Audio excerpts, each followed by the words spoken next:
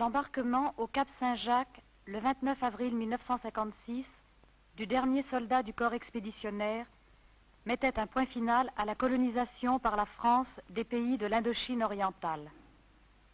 Déjà, à cette date, depuis Dien Bien Phu et les accords de Genève, une bonne partie de ce que l'on appelait les Français d'Indochine avait pris le chemin de la métropole. D'autres suivront au cours d'un long rapatriement étalé sur plus de 10 années. Repli vers la patrie nominale qui, pour certains, ceux dont la citoyenneté est française, mais dont l'origine, la langue maternelle et la culture native sont asiatiques, fut bien souvent, plutôt qu'un rapatriement, un exil, une expatriation.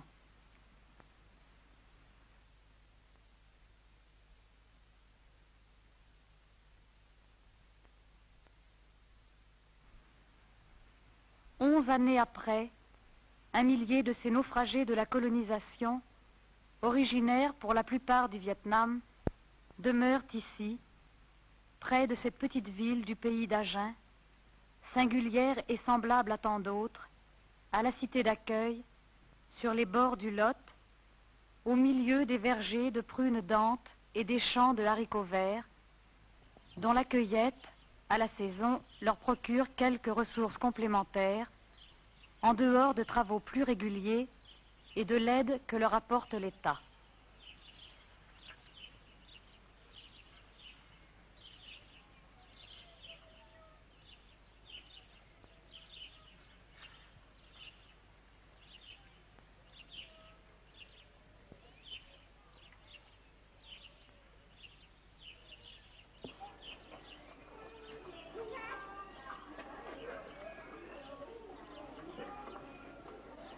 Pour les gens du pays, c'est ici, sans hostilité non plus que sans sympathie particulière, le camp des Chinois.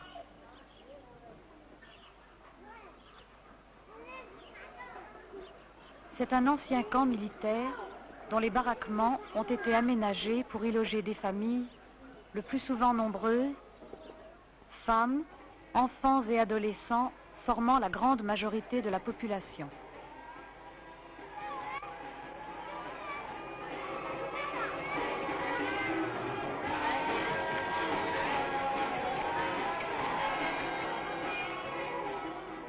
Enclave dans la commune, le camp à lui seul est presque un village.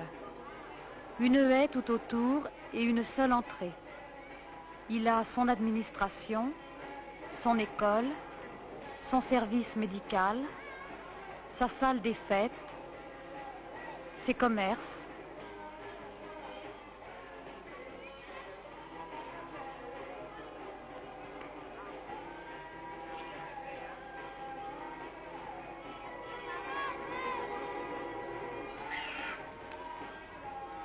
Son église,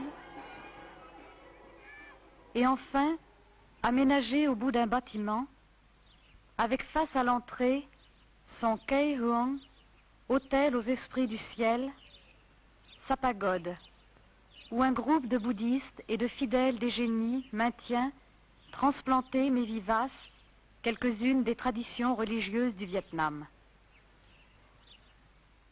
Domaine des Bouddhas et des génies, et peut-être autant que cela reconstituer sur la terre lointaine une parcelle du pays perdu. Ce que l'on appelle en français la pagode, c'est en vietnamien tout à la fois le Chua et le Den. Chua, c'est le temple des Bouddhas. Den, c'est le temple des génies. La partie centrale est l'espace proprement bouddhique.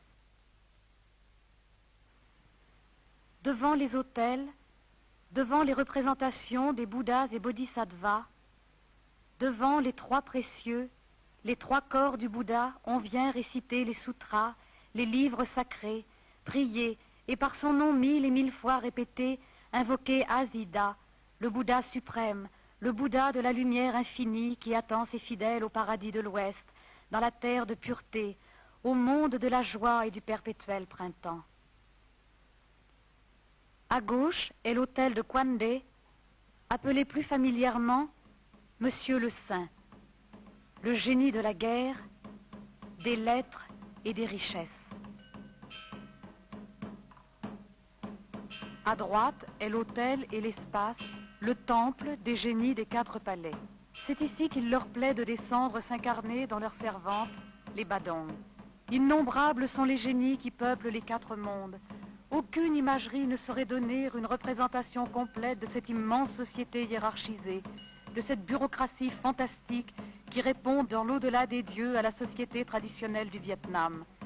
Au sommet du panthéon restreint des 4 palais, Quanam, la déesse bouddhique, qu'entourent l'enfant d'or et la jeune fille de jade, puis les 3 saintes mères, les grands mandarins et les dames.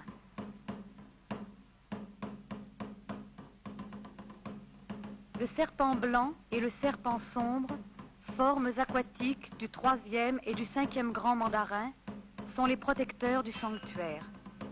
Il arrive, dit-on, qu'on les rencontre la nuit sous leur forme humaine, aux alentours de la pagode, veillant. Les 5 génies tigres, mandarins militaires, gardent les 5 points cardinaux. Le tigre blanc est le gardien de l'Ouest.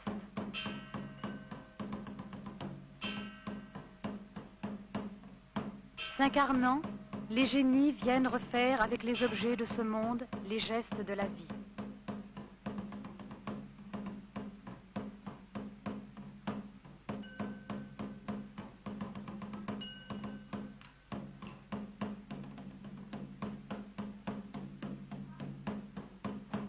Au plafond sont suspendus les chapeaux offerts aux divinités des 4 palais, offrande à la suprême déesse mère et à tous les génies.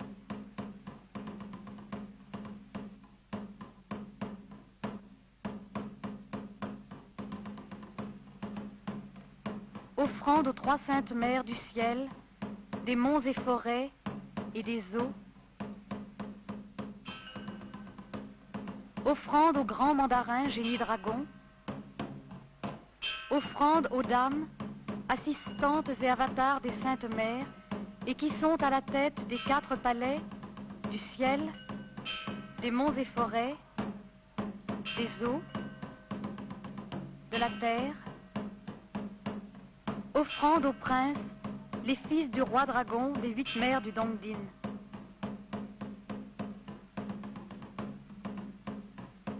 Offrande aux demoiselles, les suivantes des dames, et plus spécialement de Chao Det Nhi, la dame des monts et forêts, la dame des hautes régions.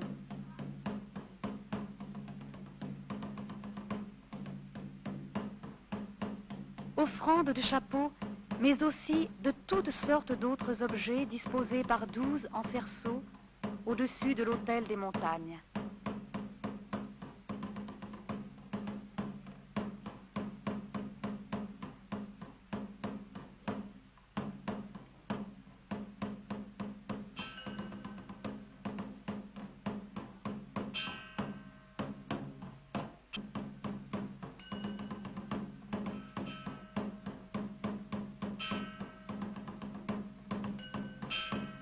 Voici les fées, les demoiselles en leur séjour aux 36 grottes des immortels, ou cueillant dans la forêt les herbes qui guérissent,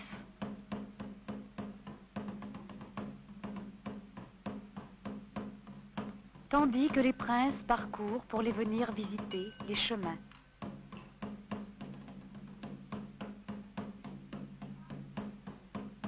À ces jeunes génies et à tous les génies enfants, secourables mais aussi redoutables par leur malice et leur espièglerie, les fidèles apportent en grand nombre des jouets et des friandises pour que soient exaucés leurs vœux ou en guise de merci. La partie centrale du culte aux 4 palais est la cérémonie du service des ombres, au cours de laquelle descendent les génies. C'est tour à tour chaque badang, chaque servante des génies qui offre une cérémonie, qui prête sa forme humaine aux êtres de l'au-delà. Chacune devrait ainsi servir les ombres au moins 4 fois dans l'année. Mais la cérémonie coûte cher à la badang. Aussi, la plupart des dames ici n'en peuvent offrir en fait qu'1 ou 2 par an.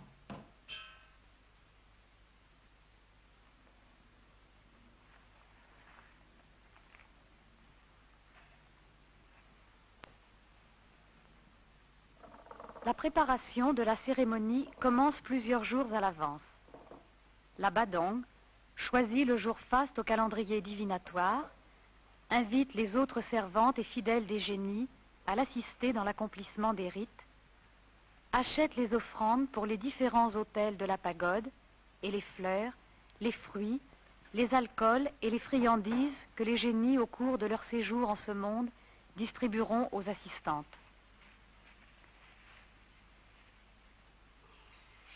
La gardienne de la pagode, la veille du jour choisi, prépare le plateau des offrandes aux âmes errantes, âmes malheureuses réduites à la mendicité des pagodes et aux offrandes collectives des humains charitables. Âmes des morts des familles éteintes, des morts sans sépulture, des noyés et des assassinés, des vagabonds tombés au bord du chemin et des criminels qu'on a décapités.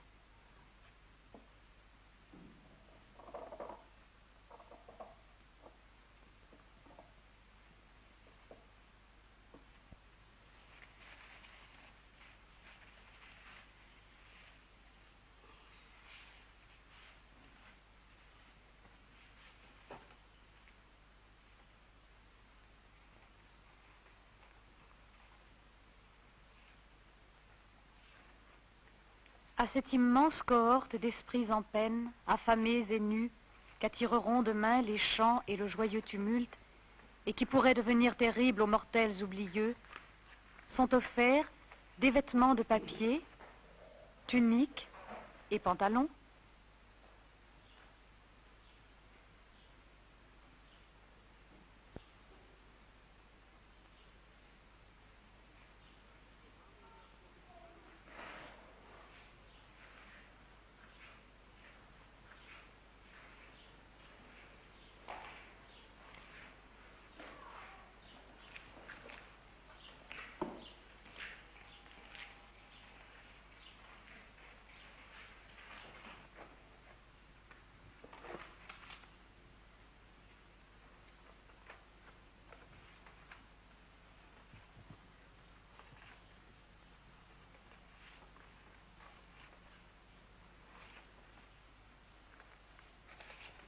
et sont aussi offerts des feuilles d'or et d'argent,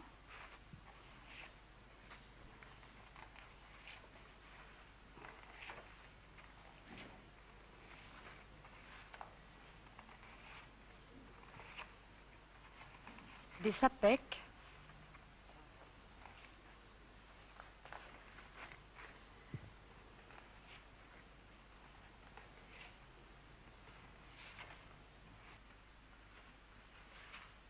de la nourriture.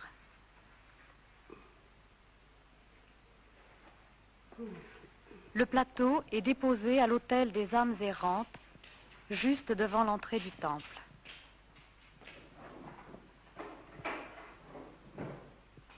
La Badong prépare les vêtements des génies. Ces vêtements qui ne servent à nul autre usage sont la propriété personnelle de chaque servante des génies, ainsi que les objets de parure. Leur nombre est élevé, en principe un costume pour chaque génie. Au minimum, il est nécessaire d'avoir les costumes dans les 5 couleurs fondamentales, rouge, vert, blanc, jaune et bleu indigo, et les accessoires des génies masculins d'une part, féminins d'autre part. La Badong doit se préparer elle-même à servir les génies par des prières et des rites de purification. Dès la veille, au moins, elle s'abstient de viande, de vin et tout autre aliment riche. Demain, elle sera à jeun et dans un état de parfaite propreté, tout particulièrement la tête, puisque c'est là surtout que descendent les génies.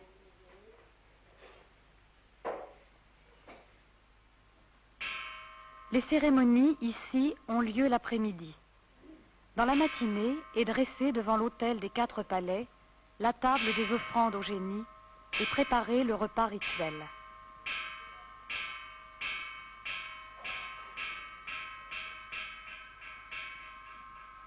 Les papiers votifs seront tout à l'heure transférés par le feu dans le monde de l'au-delà. Quant au repas, après que les génies s'en soient nourris de la vue et de l'odeur, Les restes en seront consommés par les assistants à l'issue de la cérémonie.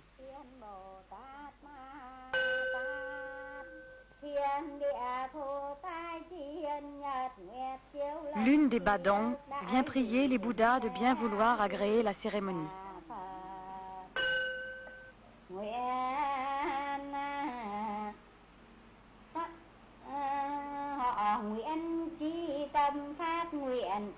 Bất tạ ngã sinh bất thiện chư phiền não họ nguyện viện tiêu trừ tội trước.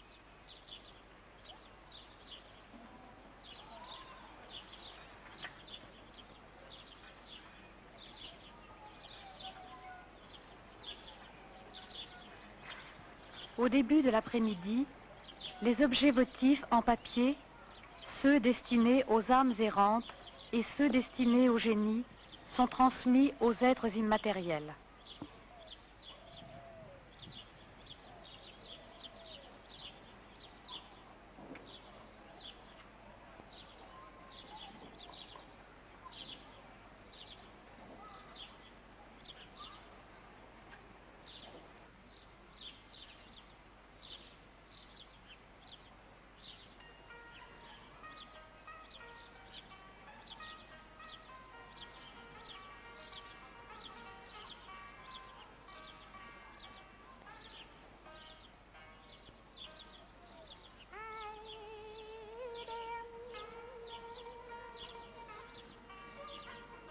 Du riz cru, puis du riz cuit est répandu aux environs de la pagode pour les âmes délaissées et les redoutables maquis, les démons.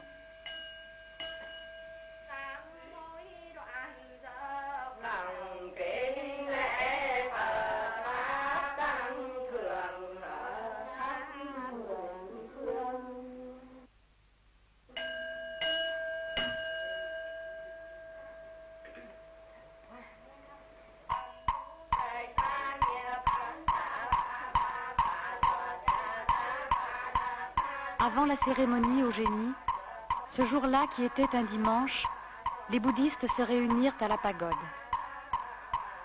Bien que distincts, les deux cultes, aux bouddhas et aux génies, tout aussi bien que dans le temple, coexistent dans les croyances et les pratiques des fidèles.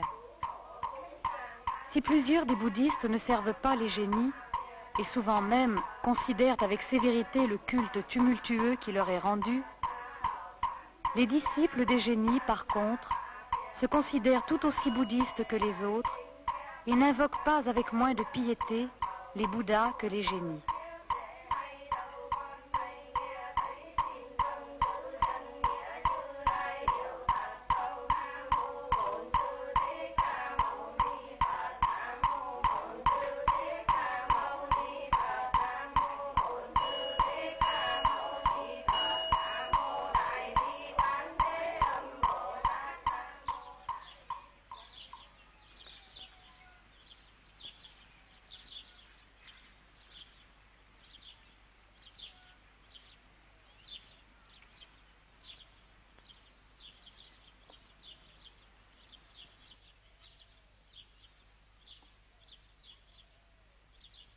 Il est 3 heures de l'après-midi, le 23e jour du 6e mois lunaire de l'année de la chèvre. La cérémonie aux 4 palais va commencer.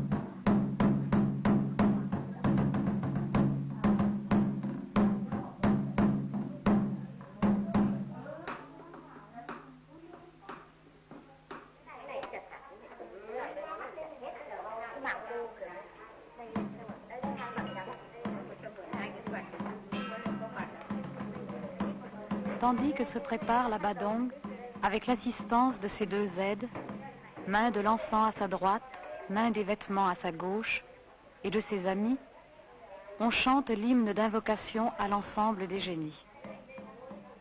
Tous invoqués, quelques-uns seulement des génies du panthéon des 4 palais vont descendre sur leurs servantes. Les uns viennent à presque toutes les cérémonies, quelle que soit la badong qui officie. D'autres viennent plus rarement, ou seulement sur certaines badongs.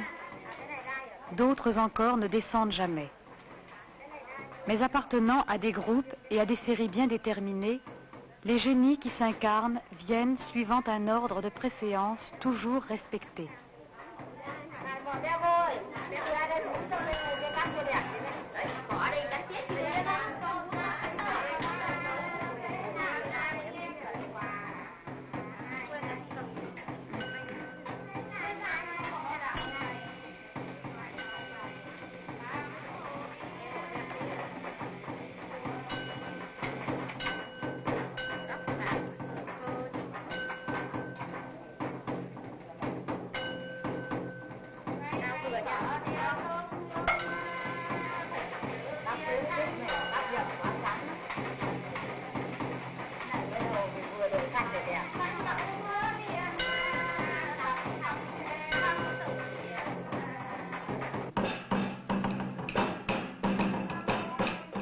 Se cachant le visage sous le voile rouge de la prise de possession, la servante des génies ferme les yeux sur les choses de ce monde.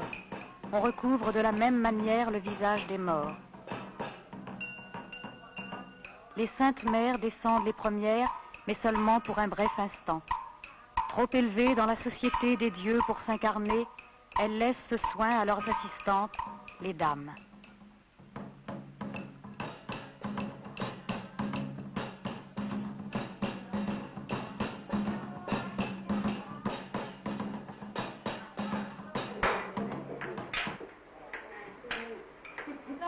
Le premier grand mandarin, Quan Dek Nyap, est descendu. Comme tous les premiers génies de chaque série, sa couleur est le rouge.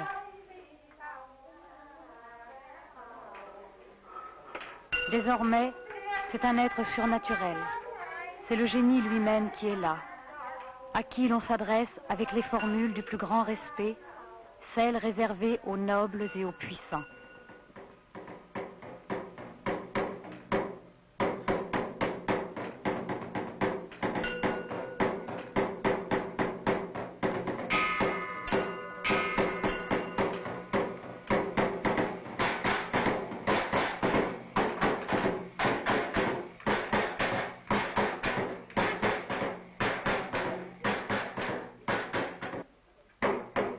Les grands mandarins sont des génies dragons, maîtres de la pluie, des nuages, de la foudre et du vent, et gardiens des registres de la vie et de la mort des hommes.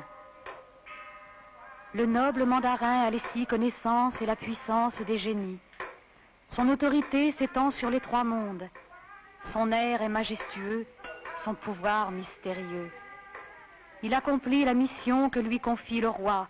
Aussitôt tombe la pluie et se lève le vent. Le tonnerre gronde dans les 8 directions. Les nuages couvrent le ciel. Ô premier grand mandarin céleste, votre renommée partout s'est répandue. Qui pourrait se comparer à vous, premier grand mandarin céleste qui servait les génies et les immortels avec fidélité? Nous, vos enfants et vos disciples, de tout cœur nous vous implorons.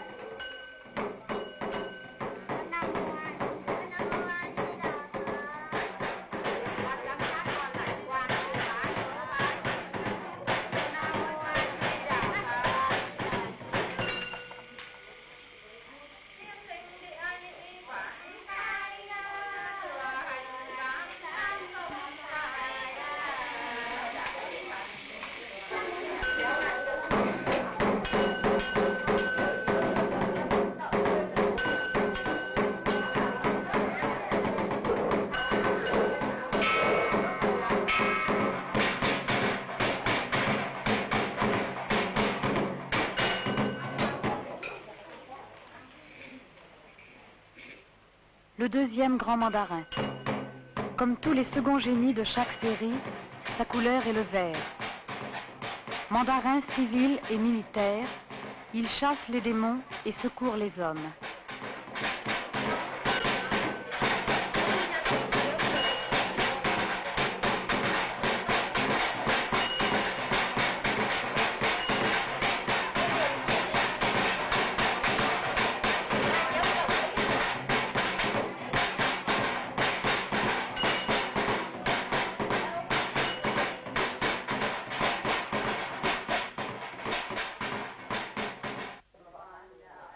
Le Fils du roi d'en haut s'est incarné parmi les hommes.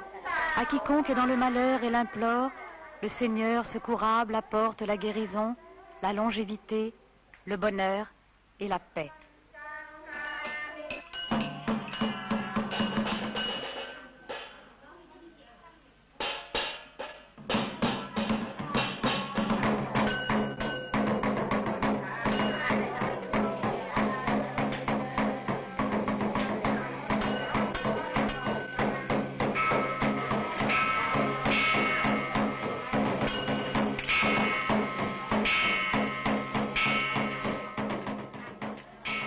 Le troisième grand mandarin, en blanc, troisième des couleurs fondamentales. Le troisième grand mandarin est le fils du roi dragon des 8 mers du Dongdin.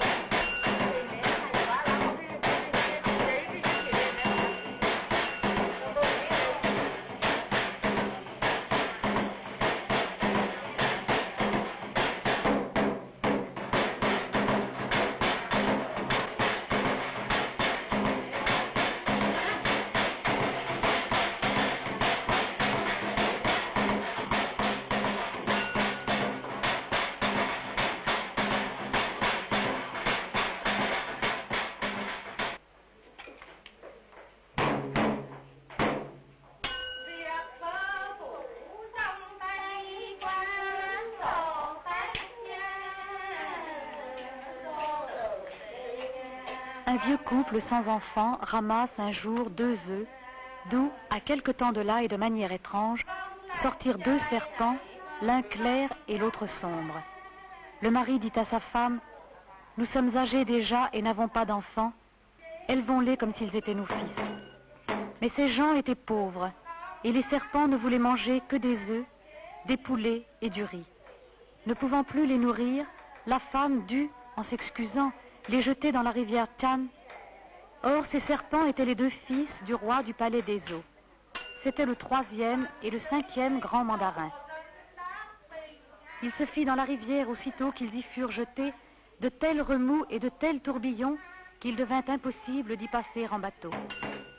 Une princesse qui voulut traverser se fit expliquer l'histoire des 2 serpents. Elle pria au bord du fleuve et le calme revint. On éleva alors un temple pour vénérer les 2 génies.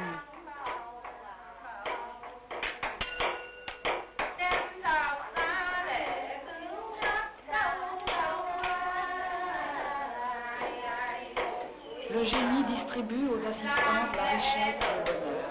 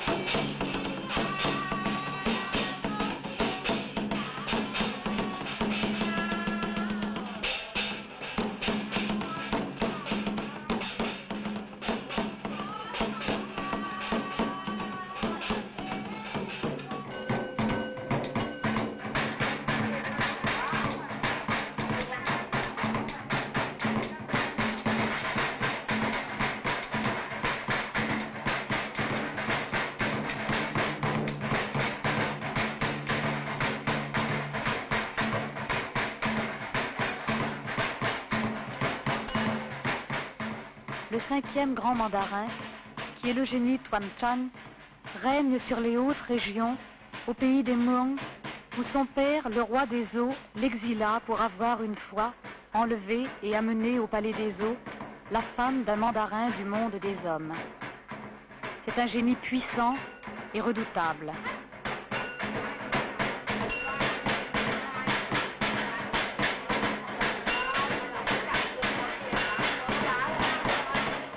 Son maintien est semblable à celui du tigre.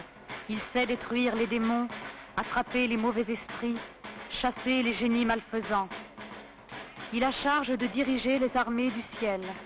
En tout lieu, il passe, traversant le pays du Nord, visitant la capitale du Sud. Il va dans les pays d'Orient et dans ceux d'Occident.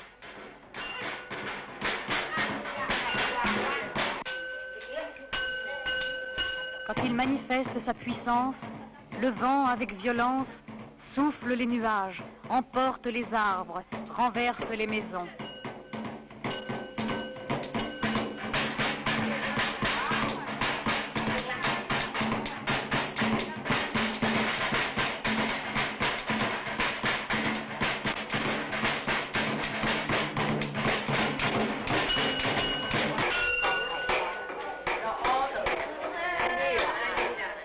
Un moment seulement et le Seigneur s'en retourne et disparaît sur le dos du tigre blanc, courant vers les hauteurs du ciel.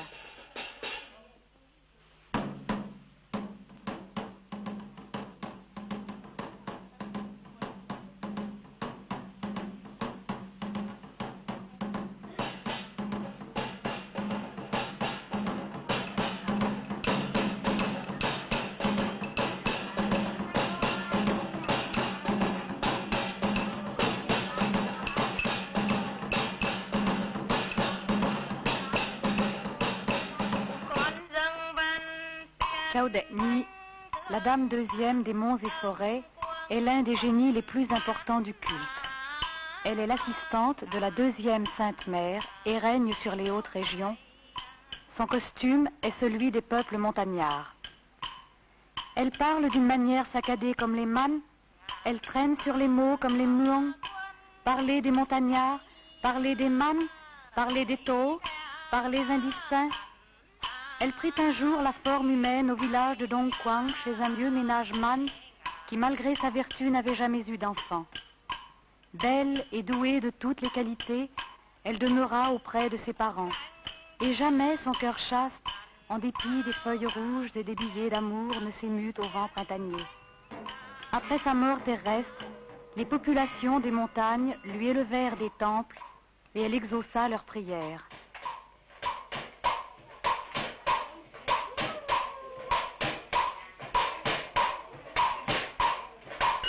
Nous offrons ce chant à la sainte immortelle des monts et des forêts qui s'incarne aujourd'hui à Dongquan, à Tanquan. Sur la montagne de la Dame, le vent tournoie et courbe les arbres. Au fond des torrents plongent les poissons et s'envolent les oiseaux à la cime des arbres. Il se fait tard, la lune se couche et les étoiles disparaissent. La barque en forme de dragon de la sainte immortelle passe. Quan Yo Quan.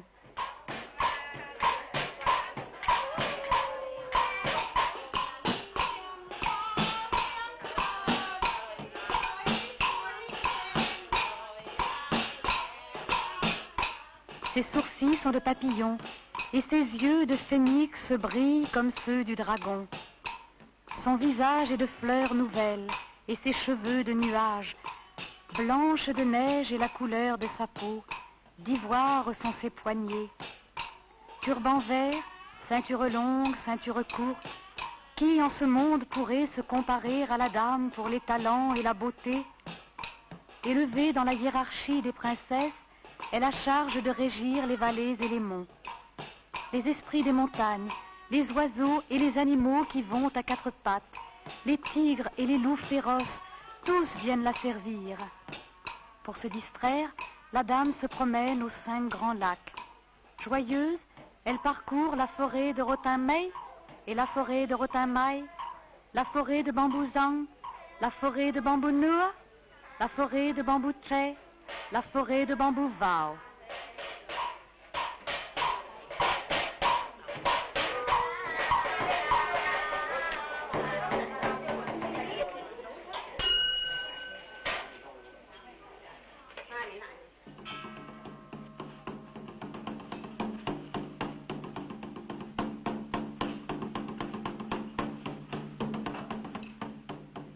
Chao Luk, la 6e dame, est comme Chao Det-Nhi, un avatar de la Sainte Mère des monts et forêts.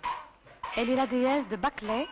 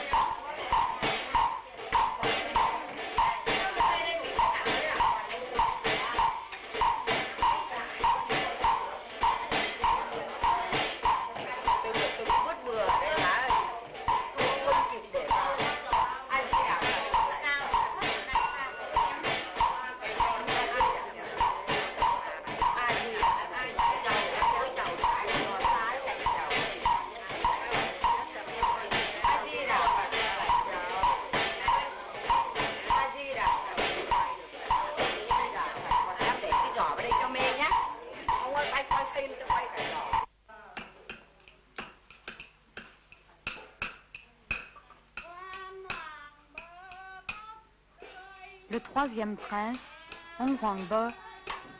Comme les grands mandarins, les princes sont des génies dragons. Comme eux, ils sont les fils du roi du Dongding et maîtres des eaux et des destinées des humains. Mais ce sont des jeunes gens, coquets, capricieux et folâtres.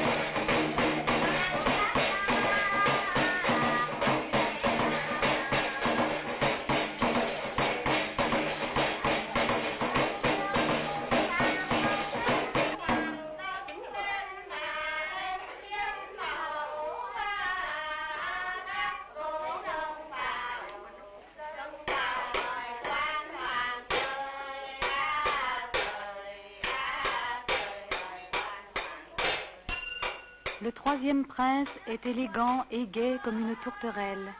Il est dans son tendre printemps. Mais déjà, il connaît les choses de ce monde et son nom est écrit au tableau d'or du palais des eaux.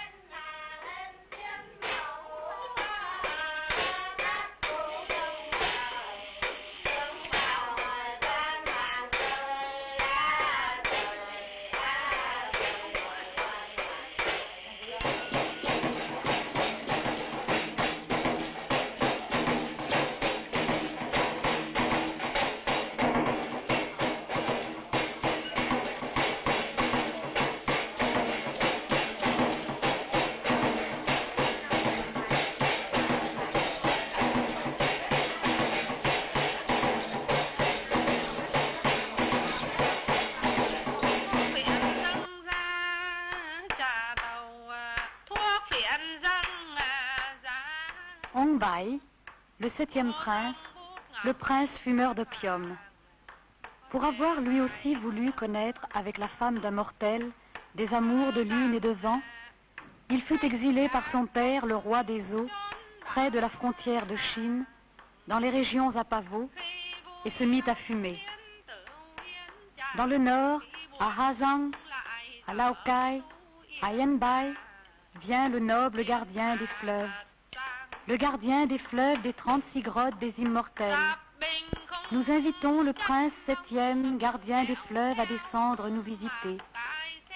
Au moment de gaieté, il aime le vin, il aime le thé.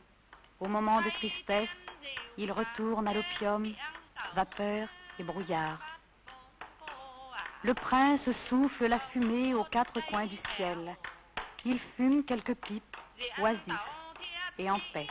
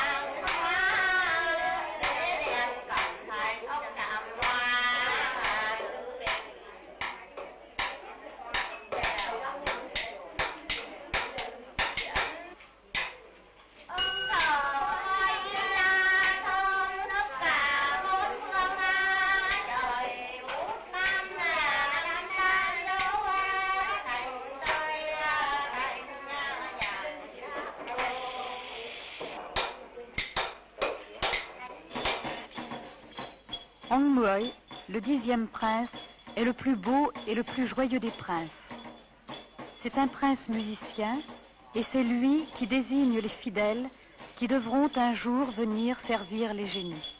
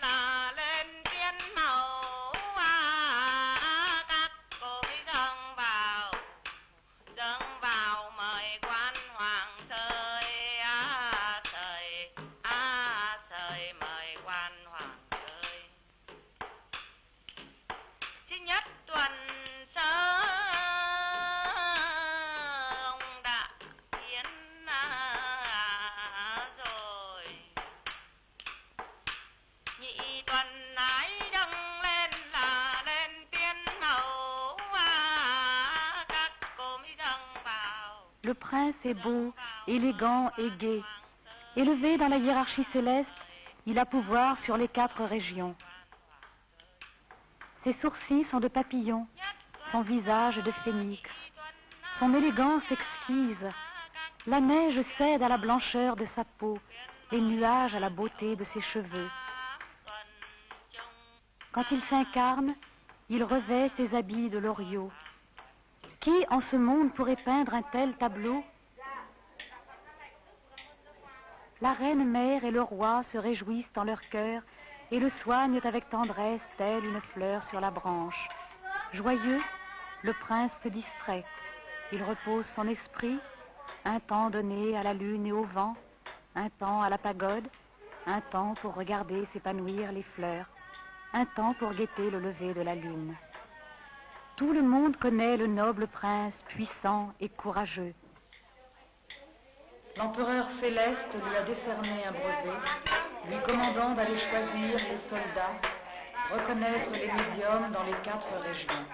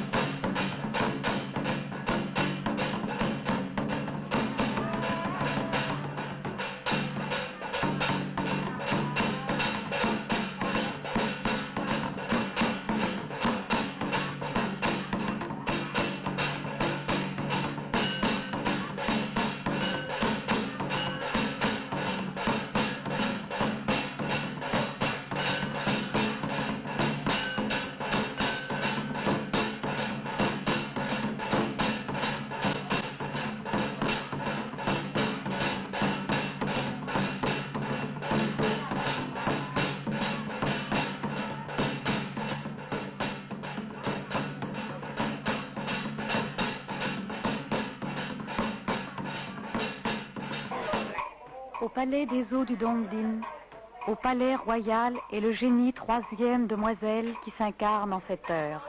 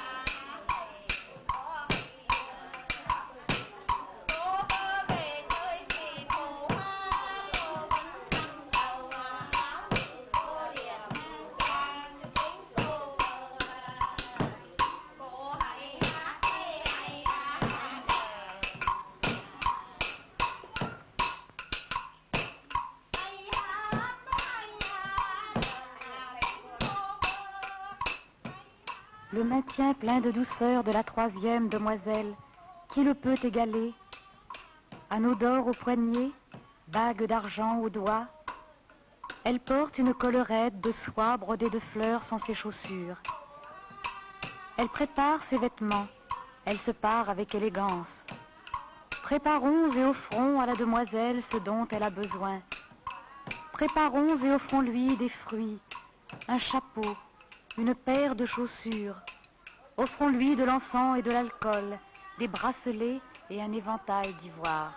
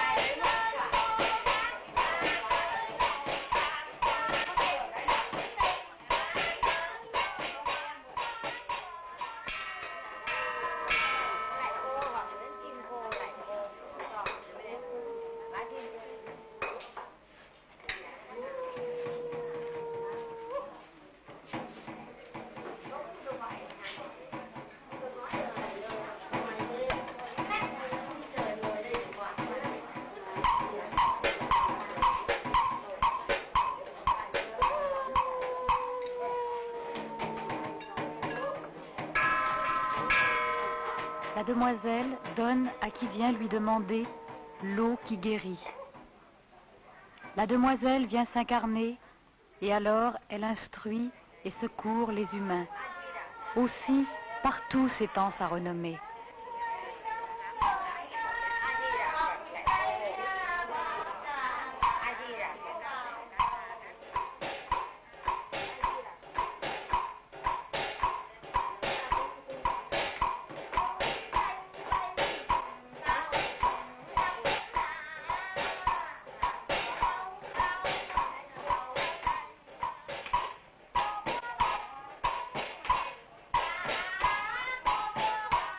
Kobe, la petite demoiselle, est une divinité des montagnes, suivante de Chowdenyi.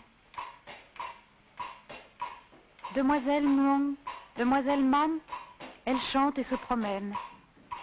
Paysage de forêt luxuriante, les oiseaux chantent et les gibbons poussent leurs cris.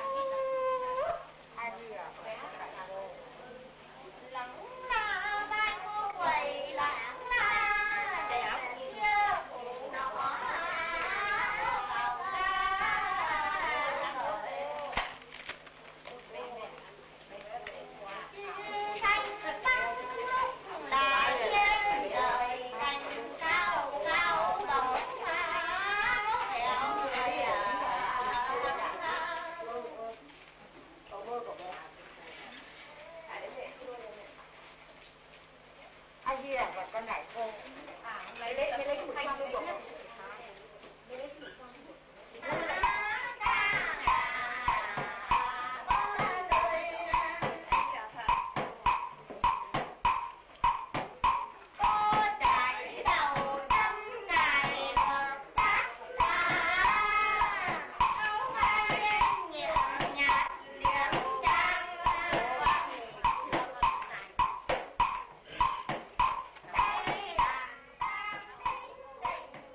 Le peuple rend grâce pour les bienfaits de la demoiselle. Ses disciples et ses serviteurs partout l'honorent d'un culte, lui offrent en grande quantité des fruits et des fleurs des 4 saisons. Il est écrit, la demoiselle descend et elle laisse ses bienfaits. Le monde des hommes conserve le bonheur, 1000 printemps, longévité.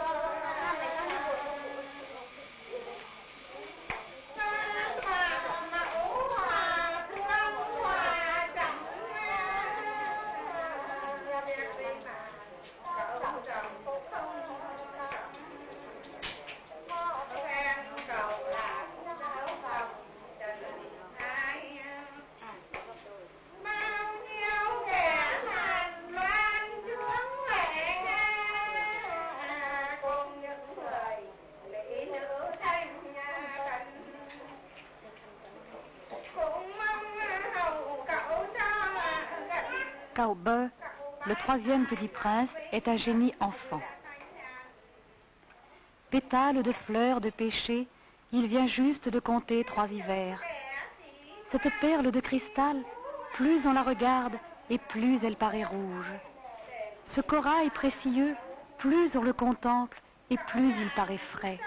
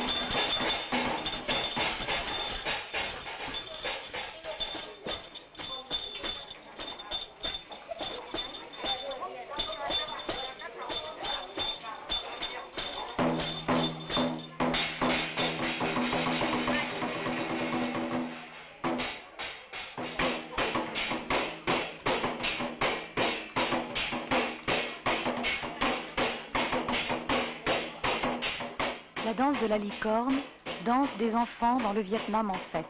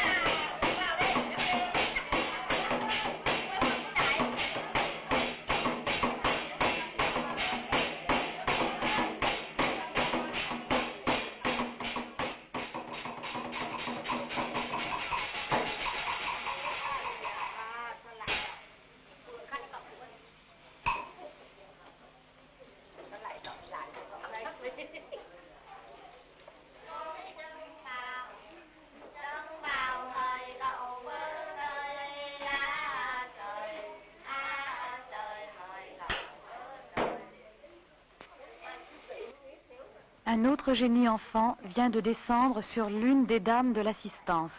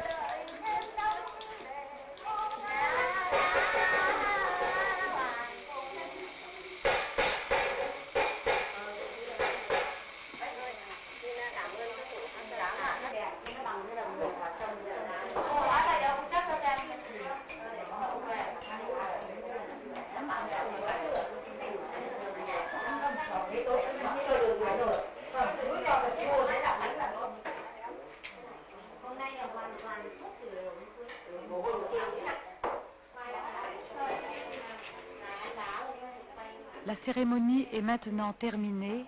Elle a duré 5 heures. La Badong remercie les Bouddhas et les génies.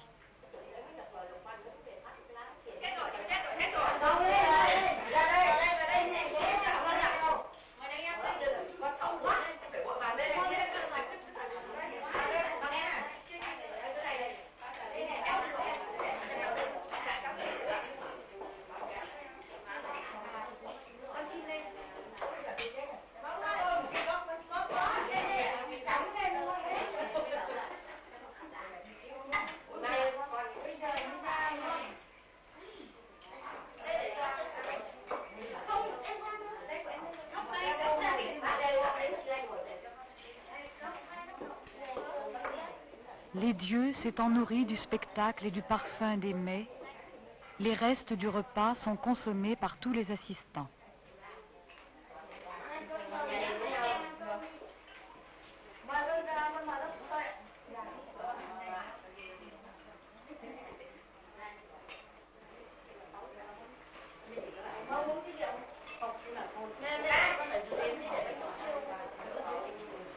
maman.